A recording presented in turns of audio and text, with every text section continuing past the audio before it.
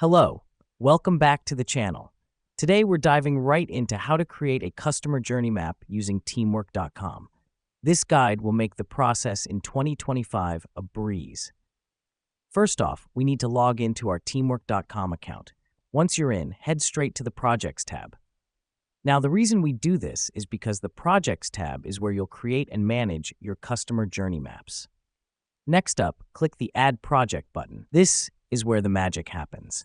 You need to add a new project for each customer journey map you want to create. It keeps everything organized and separate, making it easier to manage multiple maps.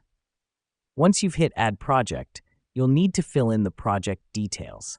The key here is to name your project something relevant to the customer journey you're mapping. This helps us because it ensures you can easily identify and locate your customer journey maps in the future. Now that we've done that, it's time to add tasks. These tasks will represent the different stages in your customer's journey. Start from the beginning, for instance, customer awareness, and work your way through to the end, such as customer loyalty. Don't skip any steps. The beauty of creating a customer journey map is that it allows you to visualize the entire process your customer goes through, which can reveal key insights. Adding subtasks is our next step. Subtasks are critical as they break down each stage of the journey into smaller, manageable parts.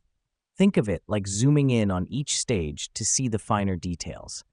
This is particularly useful for identifying opportunities to enhance the customer experience at each stage. Finally, we'll add task owners to each task and subtask. The reason we do this is to assign responsibility for each stage of the customer journey, ensuring that nothing falls through the cracks. Now that we've finished creating our customer journey map, let's take a moment to understand why this matters. A well-structured customer journey map allows you to visualize your customer's experience from their perspective, helping you identify areas of improvement and opportunities for growth. And just like that, you've created your customer journey map using teamwork.com. Remember, the key to a successful customer journey map is to keep it updated and relevant.